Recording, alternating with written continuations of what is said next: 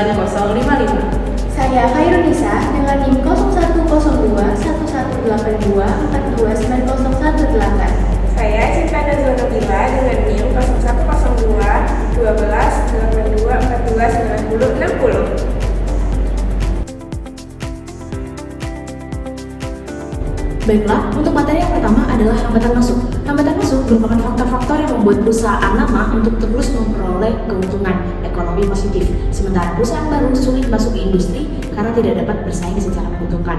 Menurut Besanko, ada beberapa jenis hambatan masuk struktural, yaitu pertama, kontrol atas sumber daya pokok.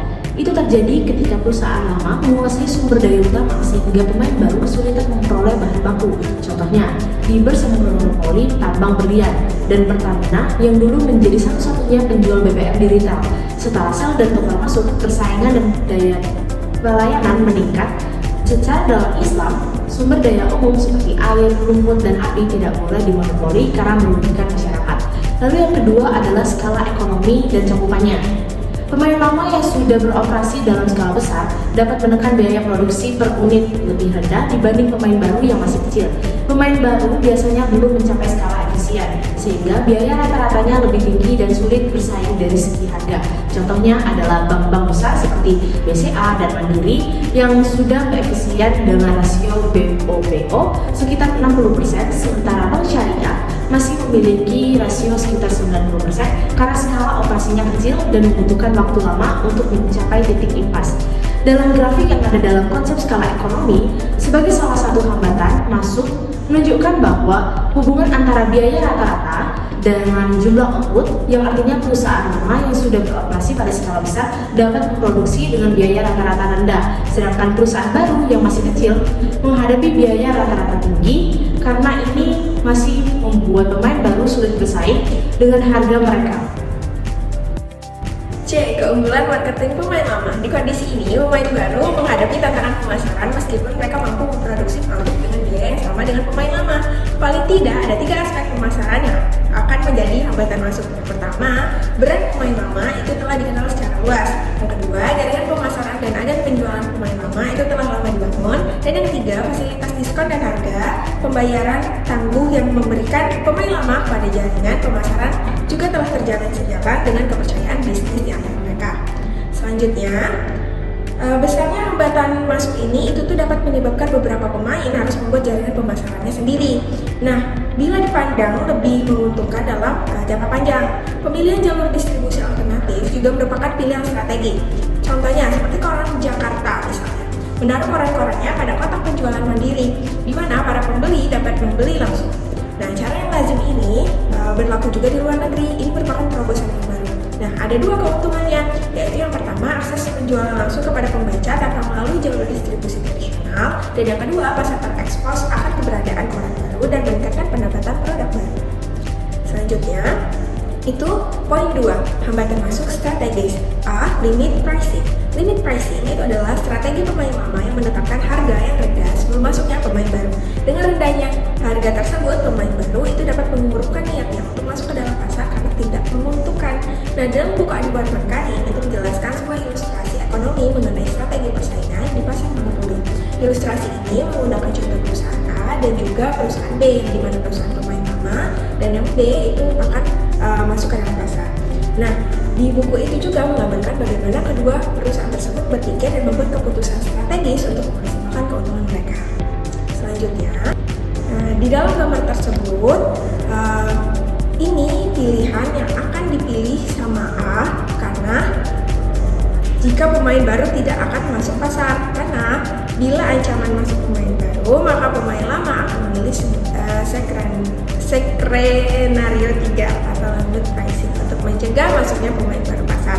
Jadi kalau misalnya tidak ada pemain baru, pemain lama itu akan memilih skenario 1, tapi kalau misalnya pemain baru masuk, dianya akan memilih skenario 3. Selanjutnya B. Predatory pricing. Predatory pricing adalah strategi menetapkan harga yang rendah untuk mengeluarkan pesaing dari pasar. Kerugian yang ditimbulkan akibat penetapan harga yang rendah itu diharapkan dapat digantikan oleh keuntungan yang muncul setelah keluarnya pesaing dari pasar. Perbedaan mendasar antara strategi limit pricing dengan predatory pricing terlihat dari tujuannya. Limit pricing bertujuan mencegah masuknya pesaing baru ke pasar, sedangkan predatory pricing bertujuan mengeluarkan pesaing yang ada keluar dari pasar. Keberhasilan strategi predatory pricing ditentukan oleh pertama, reaksi pesaing, kedua, kekuatan modal, ketiga, pengetahuan pesaing akan struktur pasar. Dan yang terakhir, excess capacity. Kapasitas berlebih merupakan komitmen nyata yang kredibel dari pemain lama, sehingga pemain baru akan melihatnya sebagai suatu kekuatan nyata untuk menghambatnya masuk ke pasar. Marvin Lieberman mengidentifikasikan hal-hal yang diperlukan untuk keberhasilan strategi excess capacity. Yang pertama, pemain lama dapat terus menjaga keunggulan biaya rendah yang dimilikinya. Kedua, pertumbuhan permintaan pasar lambat. Dalam pasar yang cepat bertumbuh, excess capacity akan cepat menghilang. Ketiga, investasi yang dilakukan pemain lama untuk memiliki excess capacity merupakan biaya tertanam, sehingga pemain lama tidak mempunyai banyak pilihan. Dan yang terakhir, calon pemain baru tidak mempunyai reputasi atau ingin memiliki reputasi sebagai pesaing tak kenal menyerah. Materi selanjutnya adalah hambatan keluar. Bila harga keseimbangan pasar equilibrium price E tercapai, yaitu ketika biaya marginal cost MJ sama dengan pendapatan marginal revenue atau sama dengan MR, maka perusahaan akan membandingkannya dengan biaya rata-ratanya. Yang pertama, dengan biaya total rata-rata average total cost untuk menentukan apakah masuk ke pasar atau tidak. Bila harga pasar lebih besar dari ATJ perusahaan tersebut, maka ia akan masuk ke pasar. Tingkat harga ini disebut dengan harga masuk atau entry price. Yang kedua, dengan biaya variabel rata-rata average variable cost untuk menentukan apakah akan keluar pasar atau tidak. Bila harga pasar lebih kecil daripada ATJ perusahaan, maka ia akan keluar dari pasar. Tingkat harga ini disebut harga keluar atau exit price. Baik, di sini saya akan menjelaskan studi kasus di bab 10. Dalam perspektif ekonomi mikro Islam, terwujudnya pasar yang adil, transparan, serta menjamin kemaslahatan seluruh pelaku usaha merupakan prinsip dasar yang harus dijaga.